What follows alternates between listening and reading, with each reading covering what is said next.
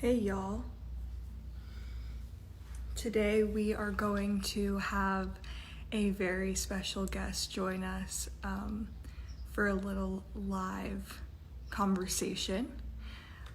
Sophia Roe is someone who I love following, love watching speak, and I just asked her to come on this morning to talk to us about whatever she wanted. We'll get more into specifics of that. I'm just gonna wait for her to join. I miss my sister. Hi, Bella. Soph, if you see me on here, I know I didn't text you back on your last text, but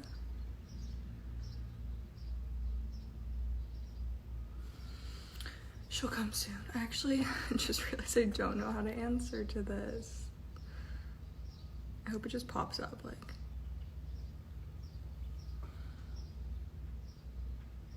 Okay, send me a request. I see you.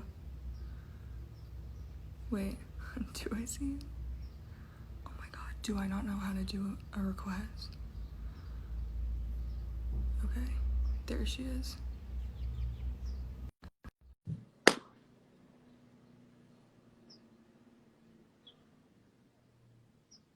Did it! You did it! Every time I'm so proud. It's only like my third live stream with someone and I get so scared. So confusing, right? You're like, oh my god, what in the hell? Did I do this correctly? I know it's really scary. I know, it's super scary. Thank you so much for doing this, You Bob. look so cute always. And oh man, you do. Thank you. A lot to me. And you know, I think that these conversations are made to feel so scary and so complicated, and they don't have to be. Do you know what I'm saying? No, for sure. So I think I really wanted to talk about a lot of things, but I really wanted to start with ceremonial gestures and white saviorship, because I think that that's like, because I do think that there are a lot of white people really doing great work, right? Showing up, they're supporting, they're all tagging and reposting and graphics, and I think that's awesome, and that isn't lost on me.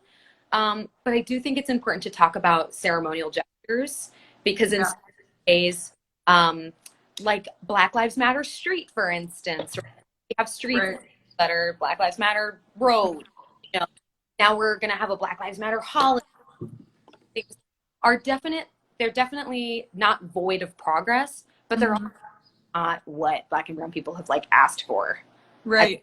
And that's what I love. I mean, anyone who's watching after this live stream, like, just go to Sophia's page and watch her saved lives, because they're just, one, so informative, but two, you make them so conversational. And I love how you obviously come into every live with something that you want to talk about, but you respond really well to the people in the comments, and that's my favorite part. And it really becomes a conversation with the people that are watching. And this is something that you spoke about the other day that I really, really enjoyed, that conversation where she was explaining how a lot of times white people will go into Black and brown communities and assume that we know what people need without trying to listen or have the conversation or build the relationships in the first place. Right. And we talked about, in work that we've both done, you know, for welfare of others, the importance of going into those situations with the questions of, what do you need? What can we do for you? And, you know, what do you want the world to know about you? So that it's those people that are creating those narratives about themselves, instead of us saying, oh, because I'm a white person, I'm going to give you this because it's what I have in my life, and that means that you probably want it too. Bingo. That assumption, and that's even as far back as the 1200s and 1300s, we see proof of this when we think about Westerners and missionaries. And this is about all the time. You need God, or you need Jesus. And, oh my God, these poor heathens, they're in poverty. They need Jesus, you know? And it's like, no, they already have their religion. They already have that. like throw a Bible at them, right? Like, you know, I think it's also like, again, you're looking at things through this sort of film of privileged veil. Like it must be Jesus that they need. That must be the answer, right? Because that's me. So I think that, you know, when you're walking into a Black or brown neighborhood, to have this sort of idea that you know what this group of people might want, because that's what you know, like maybe you want a Whole Foods in your neighborhood. Perhaps these Black and brown people don't want a Whole Foods in their, you know what I'm saying? They want their local grocery store they've had for 15 years. Yes, I can confirm that we do not want Whole Foods in our neighborhood. So we definitely don't. But I think that when we're looking at sort of the idea of like, how can I help? Sometimes we want to put ourselves really into it. And there's this, you really have to take the privilege completely out of it and really just have to hang out in this place of like, you don't know anything. This is people you don't know. This is a neighborhood you don't know. You know, and I always use this example in my neighborhood. There's this woman who has the flower shop. This is a wonderful people. And I just think about say you want to support her, instead of going into this flower shop and saying, oh, you know what? I have supplements for you, or I have coupons for you. Why not get to know this Black woman? Why not get to know her story? Wow, like she lives in Brownstone right across the neighborhood. She's late on her property taxes. She lives with 6 other people. Wow, you know, she might need some marketing help. And my husband does. Or she might need help with her social media. Oh, that's what my son does. Right? Like, it really comes down. It doesn't mean money. It doesn't mean always giving money. It's about like helping with like resources and connections and things that we have from privilege in the first place, of maybe like a broader scheme of education or whatever, those tools that can be used to help other people. And also what you said the other day about, what was it?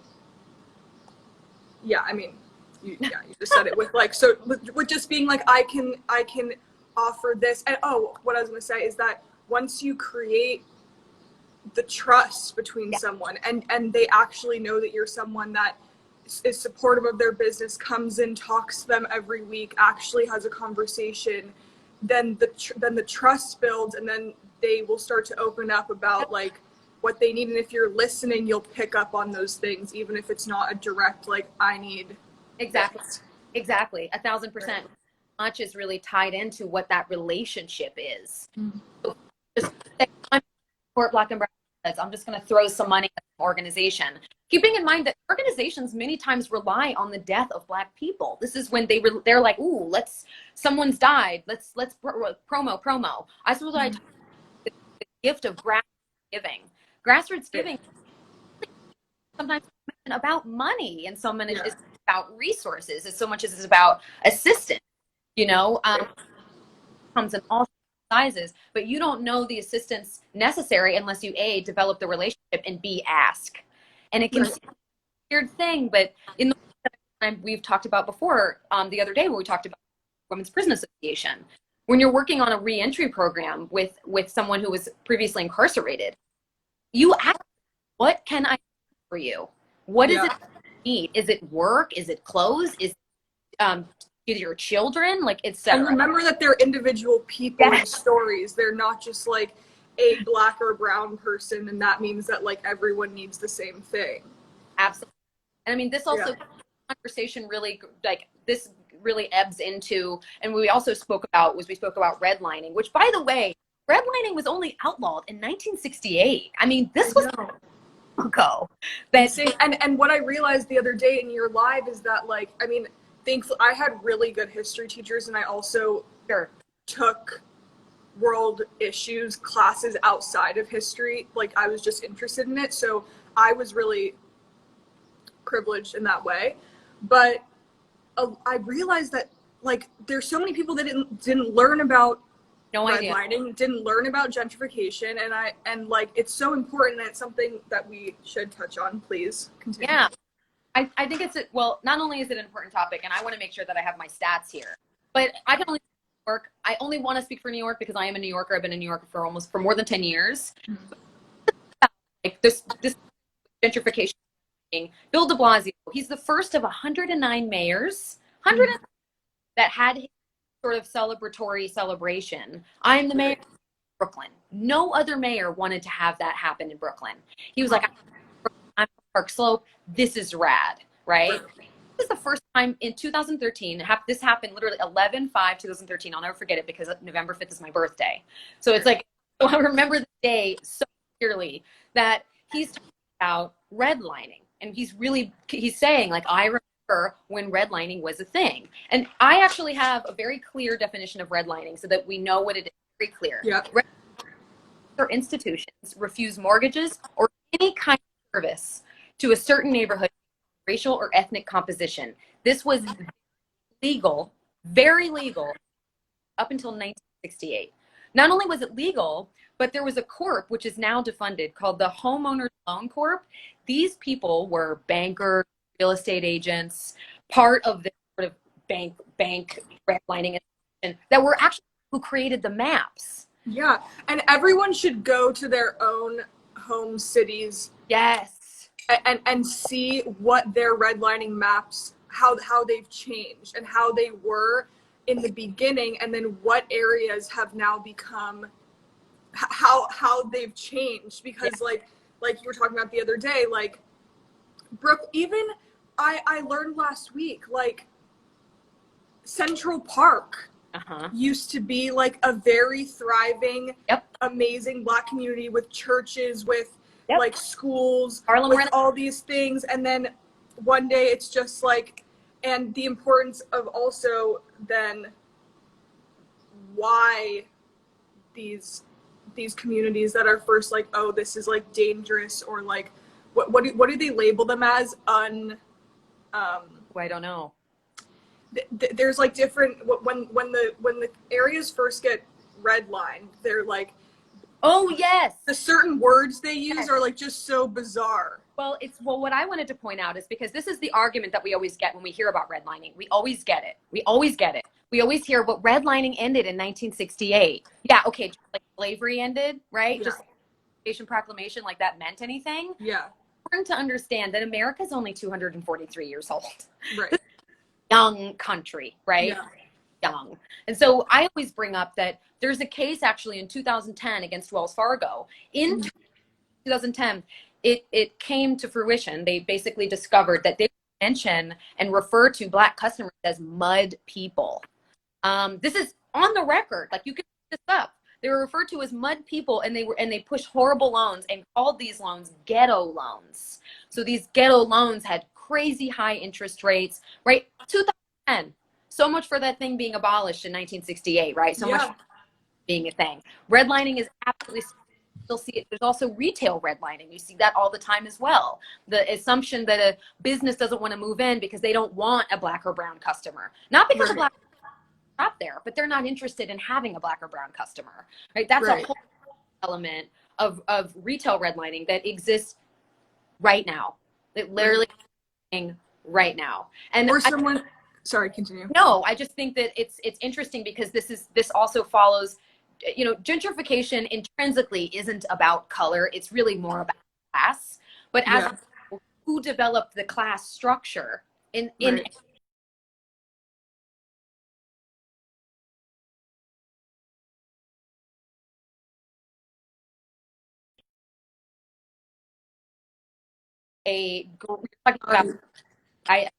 Come back.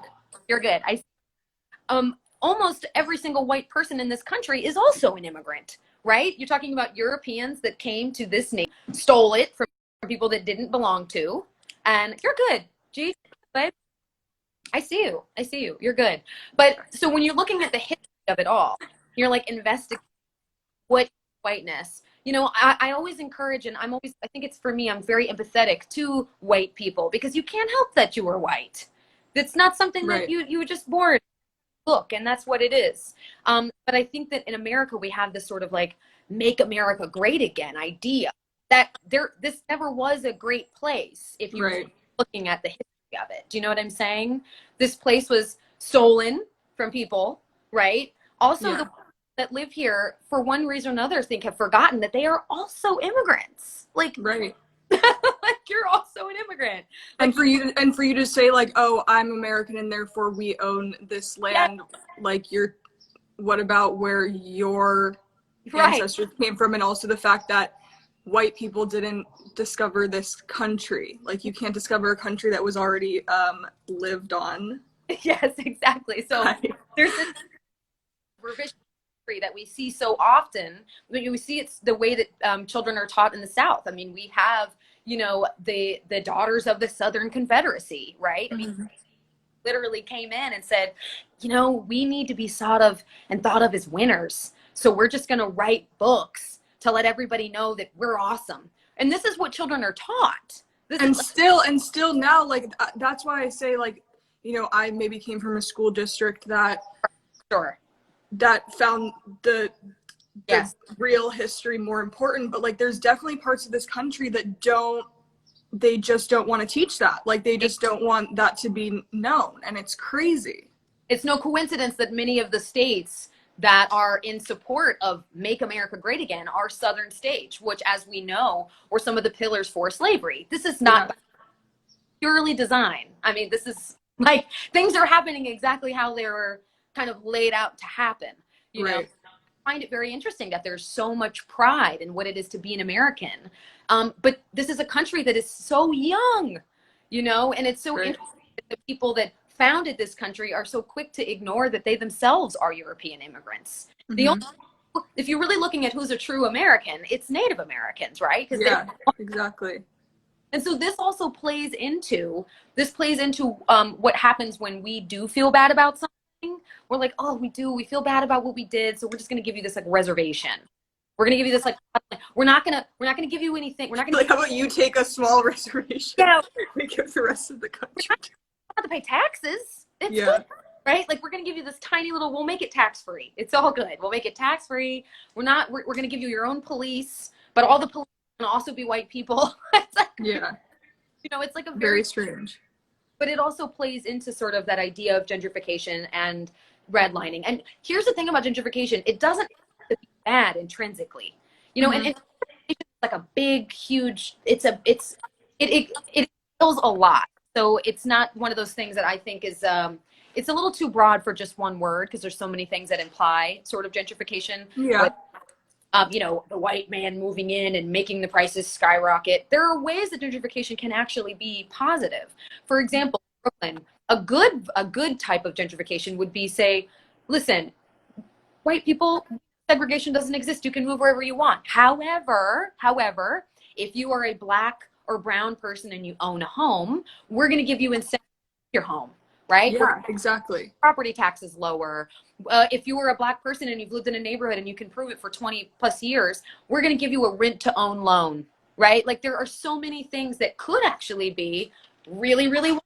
And I think about this a lot, like, wow, protect elderly and long-term residents from property taxes. If you've been here for over 60 years, you don't have to pay property taxes, right? Like, this would be a great, means Black and brown people don't feel like they have to sell their homes. This is wonderful. Establish community benefits. So this would be a situation in which Black people had say of what happened to their home even after they sell it. Like, I'll tell you, my home is, as long as you promise to turn it into a school, or turn it into, or turn it into a nursery or a hospital, for instance.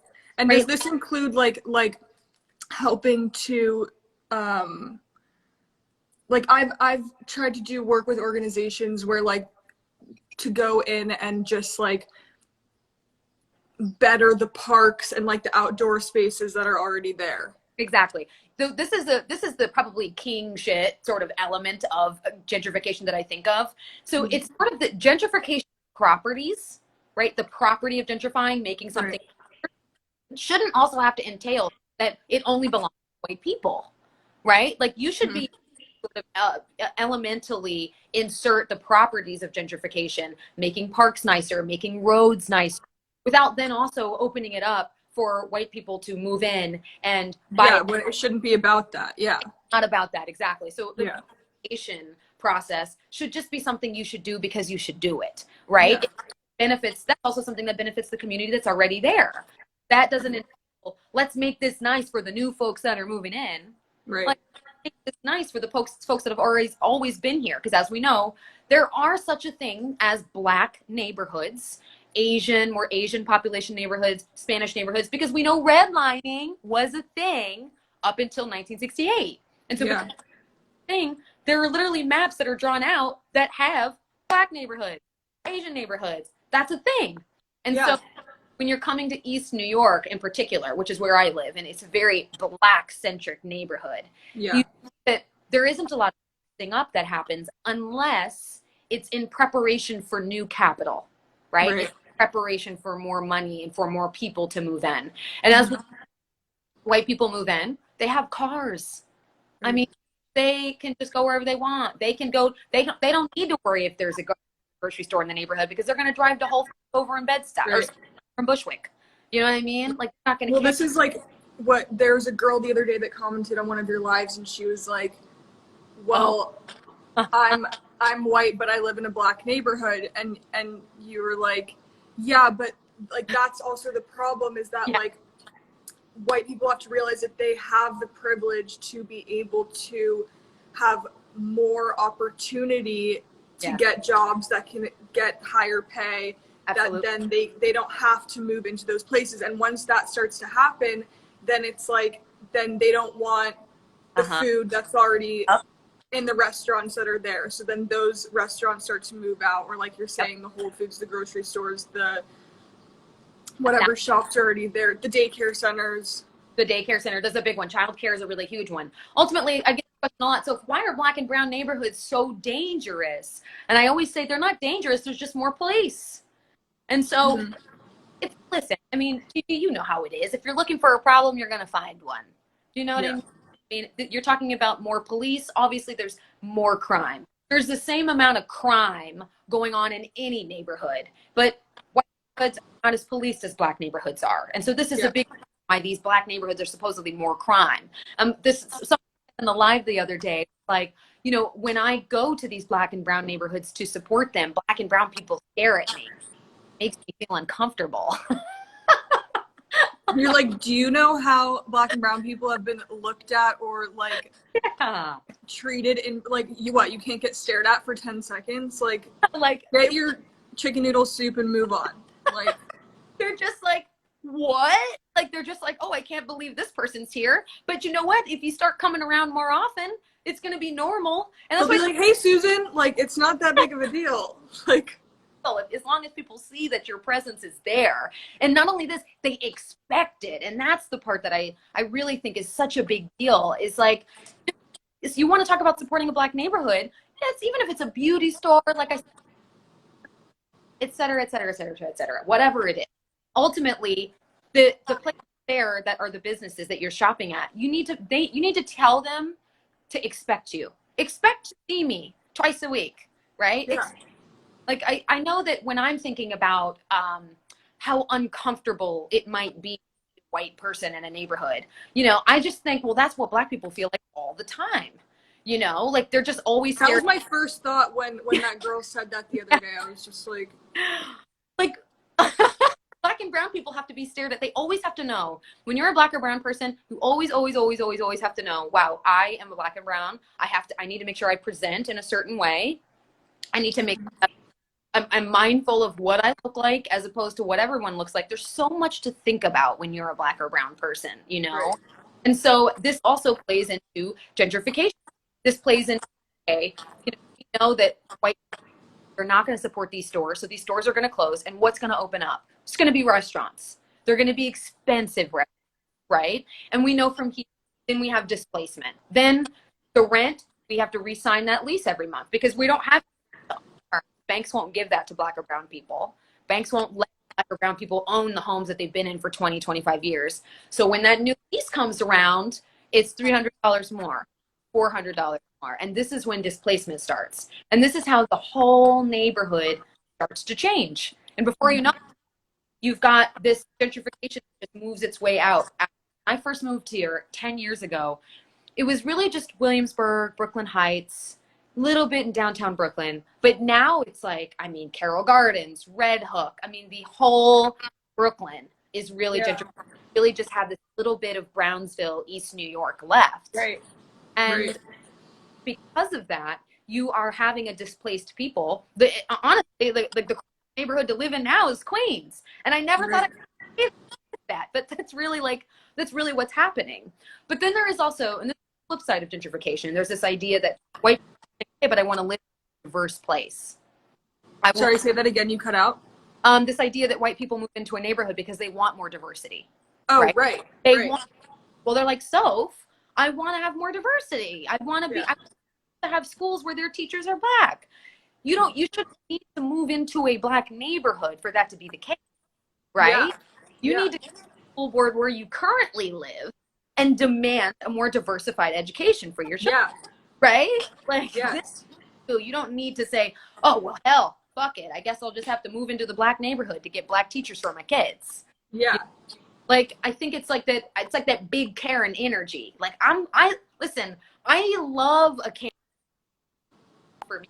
Like, if you want to like go and just complain, I want to see the manager. Like, I love that energy. Just take that energy to the school board. Yeah.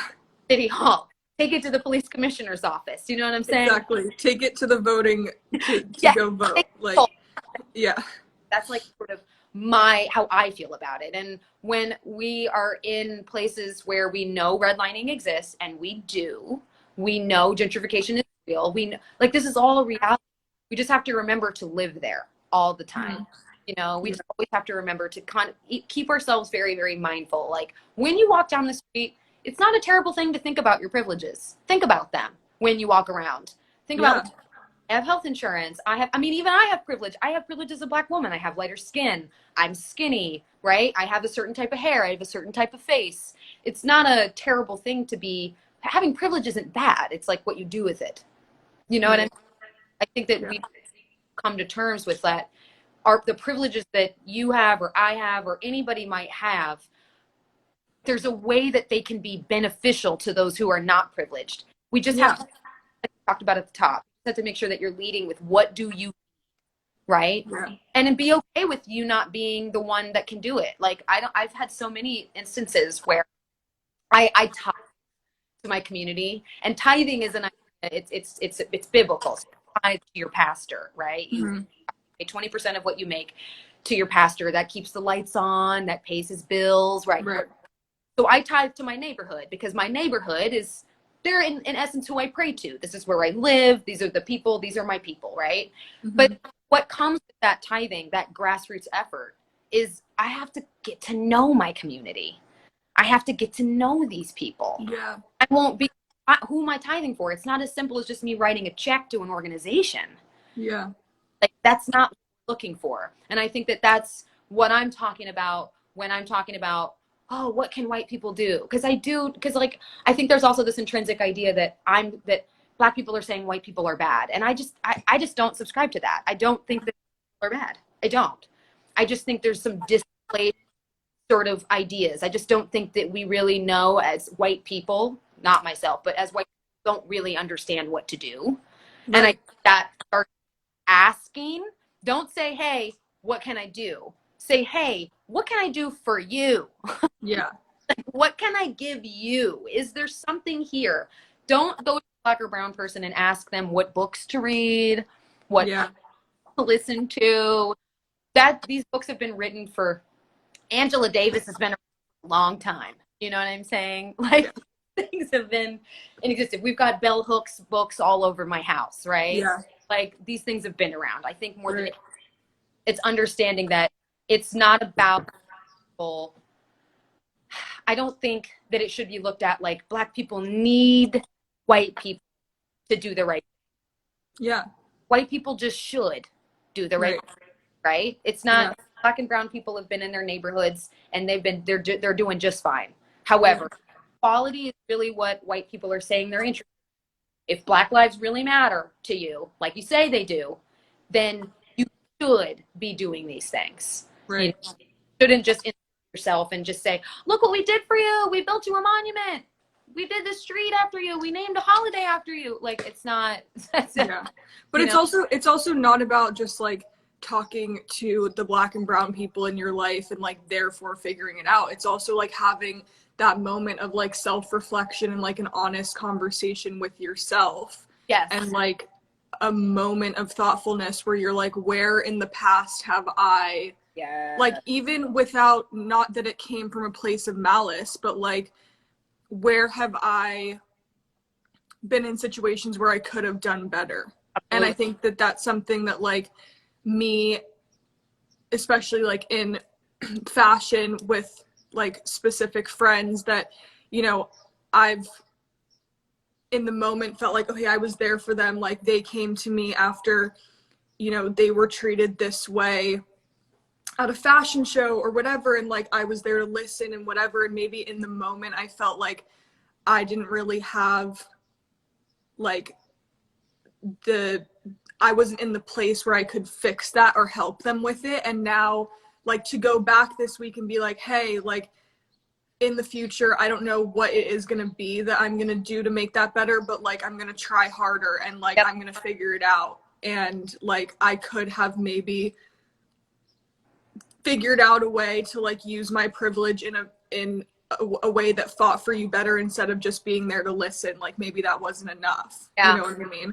And I think that self-reflection and realizing we're not always doing a good job, even if it didn't come from a place of not trying or not wanting to or not caring about what they were experiencing.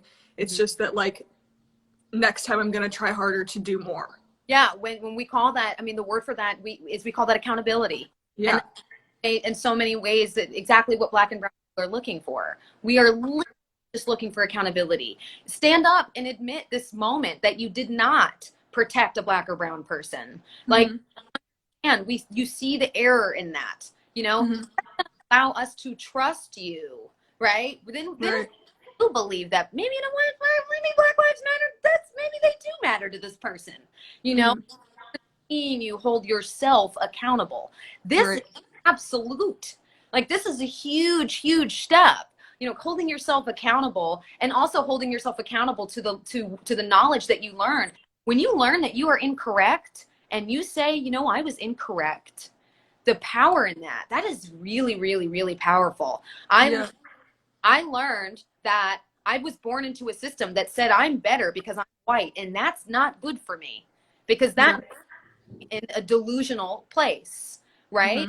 So I'm not going to support that anymore. I mean, there's this woman, Sondra, talks about how, you know, like I said, you can't help that you were born white. You can't help it at all. But there are elements of whiteness because the whiteness is a system. There are elements of that are bad.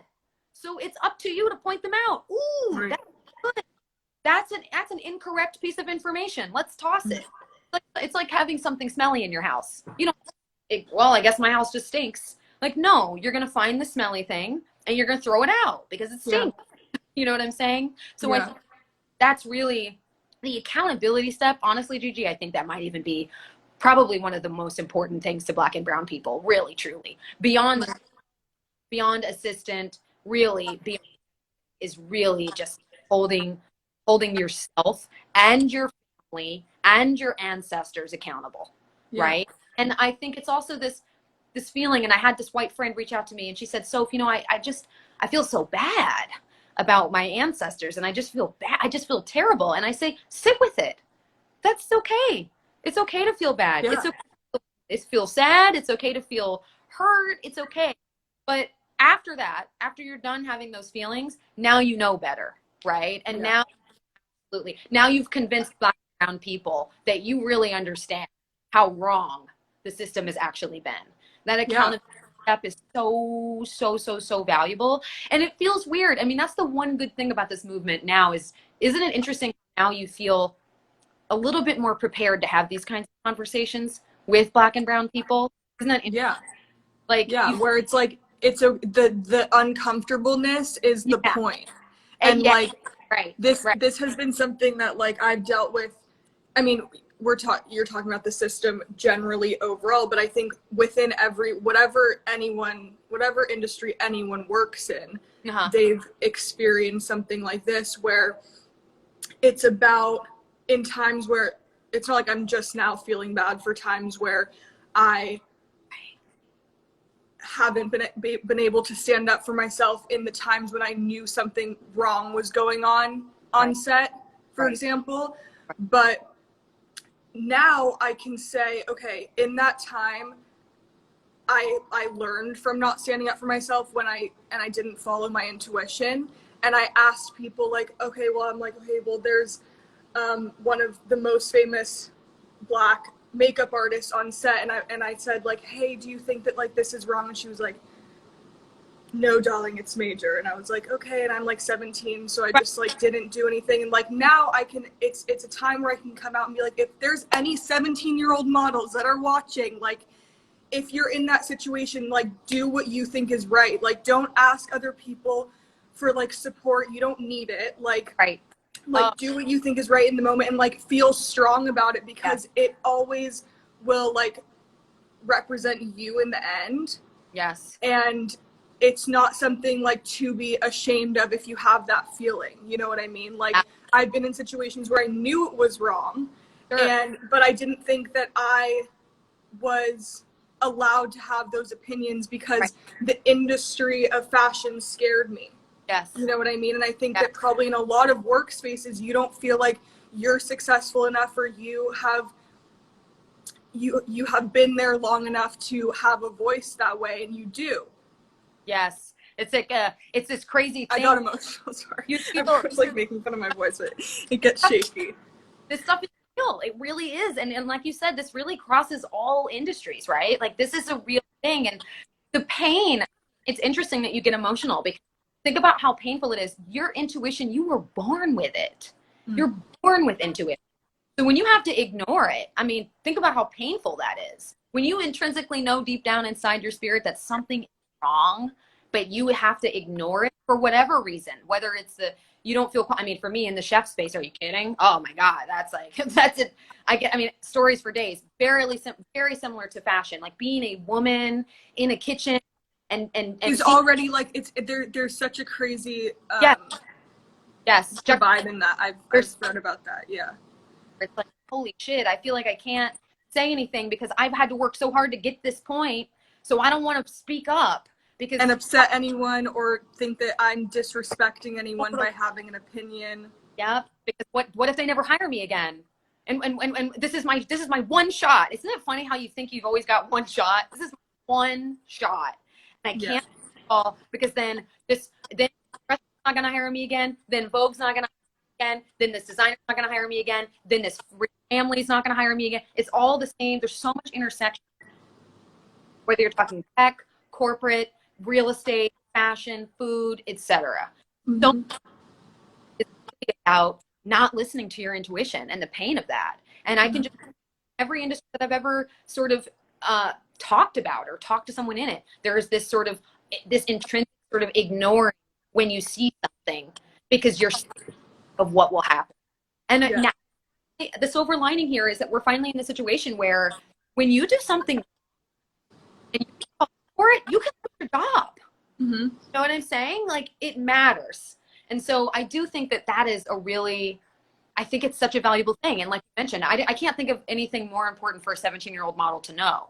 If you situation on a photo shoot and something doesn't feel right, or something happens that isn't right, you are well right to speak up, absent of asking someone first, or or doing that thing where you have to like, hey, so is it just me, or is this where you're like, it's weird, like I knew it was not right, and like I just thought everyone here has been in the fashion industry for 30 years, and like I'm just like, I guess this is just like part of it, fashion, like oh totally, like, oh well, women just get paid less.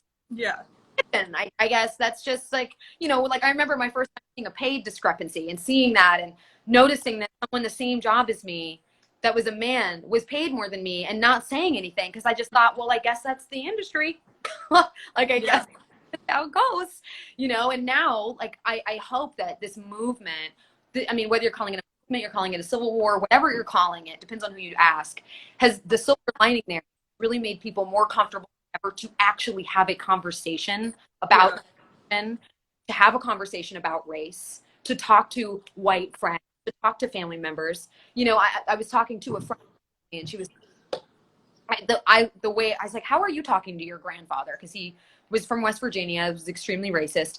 And she said, I was leading like, hey, grandpa, you're an immigrant, right? Like, like that you are one, right? And so finding these little intricacies and ways to communicate people right now, I think is the most valuable thing. And this is why language is really important. And we talk about that all the time. That's something I talk to my community all the time. Like, make sure that you arm yourself. That's the point of the books and the podcast. And that's the point of all that stuff, is that you have now you actually know what you're talking about. So that when you do have conversations with your family, you feel prepared, right? Yeah. And my favorite is like just with like numbers and facts and being like, this it's and to not, if you're assertive at first, it doesn't need to boil up to a place where then you're flipping and like getting like mad, because then it's not getting your point across in the way that it should, because you're right with the facts that you have. Yes. And you already know you're right, so you can like stay calm with your facts. And also I saw this thing that I thought was great, of like asking, instead of like attacking the person for having a different opinion, start to ask questions that break apart why they have that opinion. Ask questions. This is huge. I was just about to say that.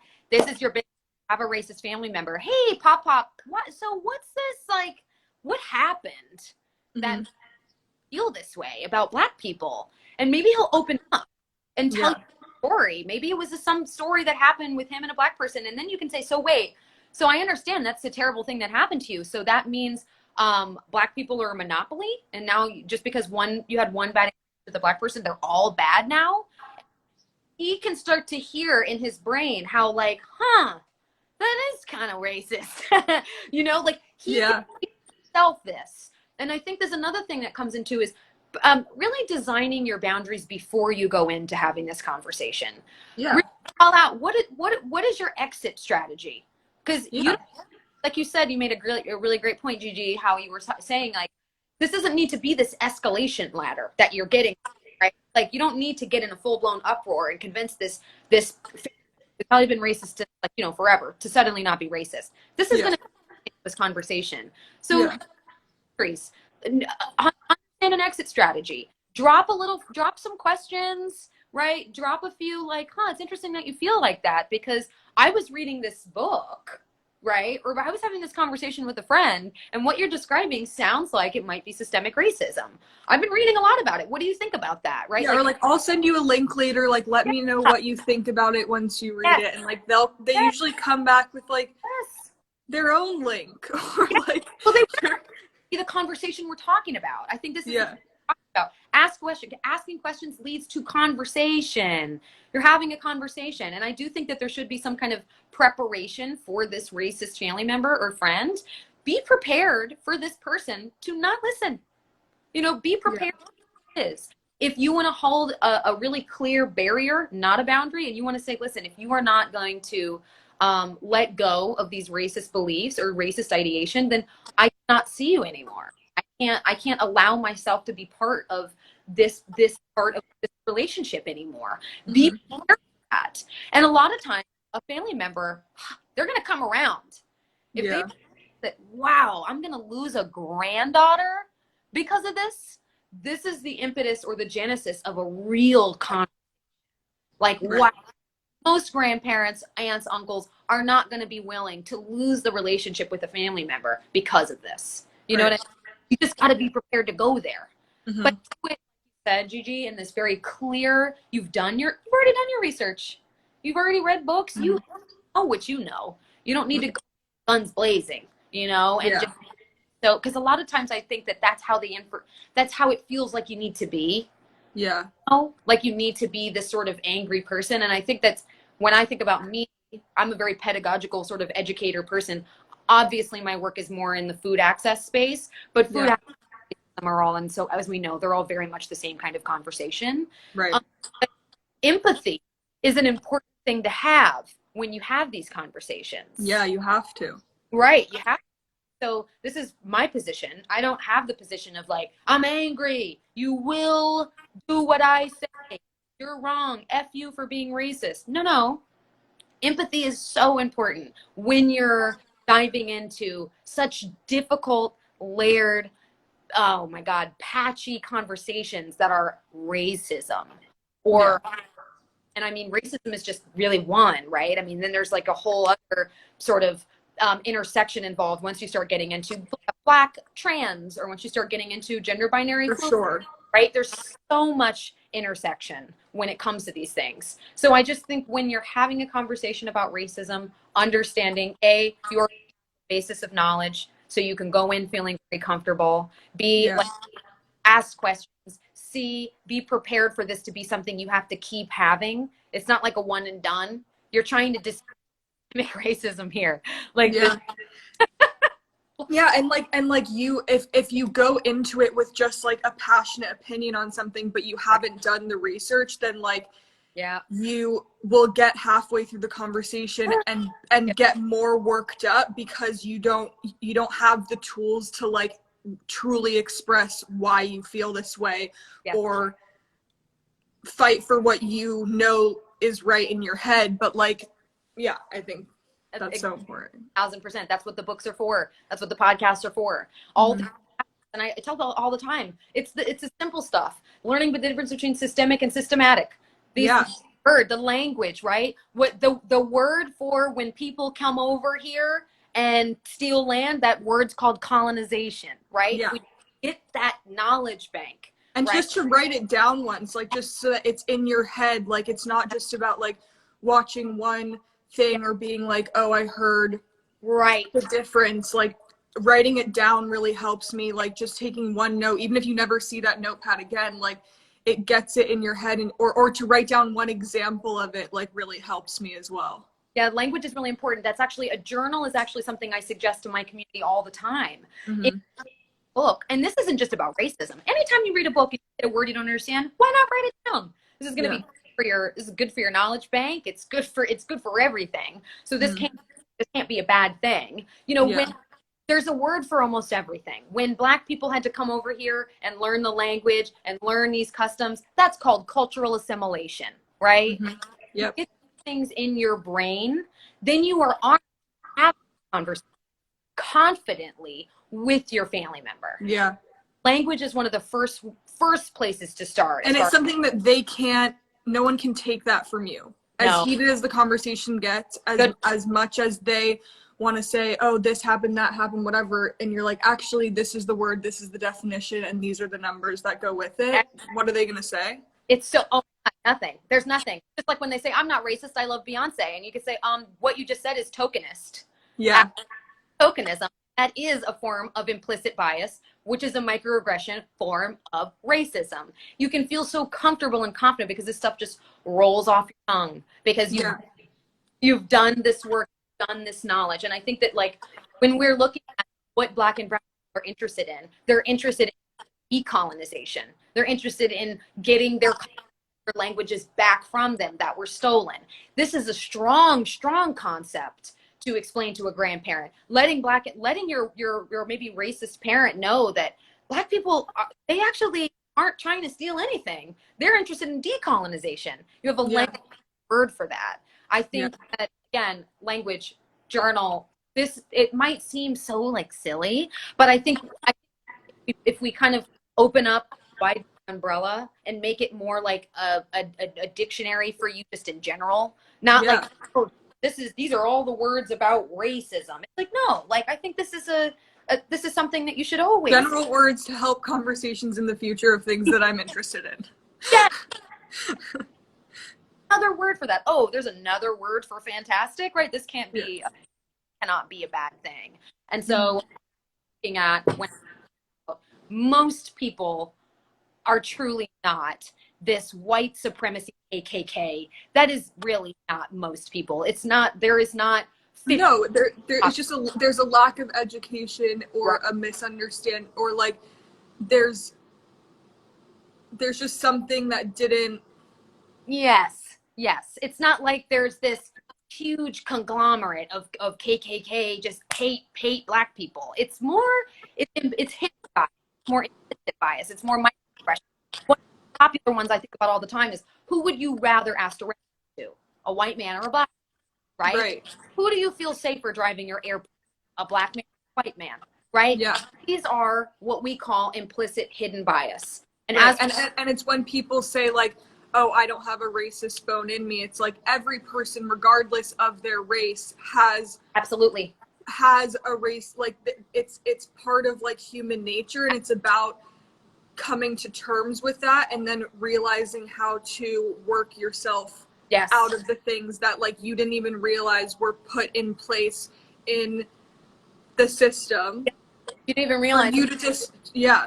Yeah, like, oh my God, everybody has implicit or hidden bias. We start seeing showcases of it as young as 18 months old, where children are more likely to want to hang out with a child they identify with. This is why it's important to make sure if a child is going to a birthday party that there are people at the birthday party that don't look like them. Or, or reading books that have main characters with different skin colors. Absolutely. Who have values, believe in different things, different religions, etc. We see implicit in babies. And so this is a big reason why most of us all have some form of implicit bias. Implicit bias leads to prejudice. Prejudice leads to discrimination. Discrimination to racism. That's typically right. You have an implicit bias. I feel a certain way. Again, I only really feel safe in a neighborhood that's my neighborhood. Before you know it, a black person in the neighborhood, you're like, well, why is he? That's prejudice. And then you yell at the black. Why are you here? That's discrimination. And then call the cops on this person. That's right. It builds. There's a system, and it's literally before you know it, you're like, crap. I'm racist. And this is the problem with the hidden or implicit biases. Before you know it, the prejudice becomes discrimination, discrimination becomes racism, and then boom, it just happens very quickly, right? And so implicit biases at the very beginning, especially tokenism, right? Like, I'm not racist, I love Michael Jordan, or like whatever. It's, know, I love Beyonce, or I love Naomi Campbell, right? Like this is, this sort of like cultural ideation, like I only love a black person if they're super beautiful or super. That doesn't make you not racist. That's actually racist, So it's really interesting how we have like racial inequities within systems that we don't even assume are even racial. We don't even think, we're not really thinking. We just think, oh, I love Beyonce, I could possibly be racist, or I go to school with black kids. Like, if you don't know anything about black kids, or you're trying to hang out with the black kids, or you're trying to black, it just means you go to school with black kids. That's really what that means. So these forms of implicit bias and expression are the things you need to check in your own self, in your own, so that you can keep your own racism, right? That sort of, that part we talked about, that at bay, and so that you can feel qualified to have these conversations. Like you said at the beginning, if you don't have accountability in yourself, then you don't even qualify to talk about this stuff. Yeah. And the last thing, because Gigi, I'm so appreciative of your time, and this has been so great. But I'm so appreciative of you. Oh, are you kidding? I just love you. This is wonderful. This is so great. But the last is, I know that this sounds like a lot of work. It does. We've been speaking for an hour. This is a lot of stuff, but that's okay. This is work for everybody to have to do. This is just your duty as a human to be a good person, right? You don't have to do this work alone. I think it's the great thing. You don't have to have enough energy for a whole week. Luckily, and you don't have to do it all at once. Like, it can happen in, like, there can just be small moments in the day if you're just thinking about it. Yes. For once in a while during the day, like, that's part of the work of being like, oh, I remember that time where, like, this happened to my friend, and, like, maybe I could have done, that's part of the work. And, like, exactly. It's like the knowing. Just keep tabs mentally of just your privileges when you walk around. Keep tabs of, like, what could I have done differently in that situation? It's very subtle. It doesn't have to be. I don't think black and brown people aren't asking for your entire Instagram feed to suddenly be Black Lives Matter. I don't care. I'm just asking for you to thoughtfully think about this stuff on a regular basis. This is stuff you're anti-racist work to be. I mean, the verdict's still out on if white allyship exists, because even the idea of being white is a construct, right? But if anti-work is your goal, you got to know you're going to be doing it forever. So remember to take care of yourself. Remember to drink water, stay hydrated, rest. You're going to need all that stuff in order to be this great anti-racist person, So this idea that I have to have enough energy in one day to do all this work today. It's not like that. You get to go to sleep at night and you get to wake up tomorrow and you get to continue your anti-racist work, which is the best thing about it. It's no Black or brown person is expecting this stuff to all make sense immediately or for you to do it all in one day. So that's the important part. So anyone that checked in late, Sophia Roe is a chef. She's an activist. She is a founder of the Pillow Talk sessions, which everyone should follow as well, just for great conversation on. We have one today. I'm very excited. Today at 1? We're talking at 1 o'clock. We're talking about intimacy. So I'm very excited. I will be watching as I do all of your lives, and she's also one of the contributing activists for my GIGI journal with V Magazine that comes, I think it's going to be July 6th on stands. And she wrote an amazing piece for it. It's really powerful. And I can't wait for everyone to see it. And I love you, Soph. I really appreciate your time and all the energy you give to the world. And like, I just love hearing you talk. Oh man, well, I just love you, girl. I'm here. I'm always text me. I love you. Love you. Thanks everyone for watching. Bye.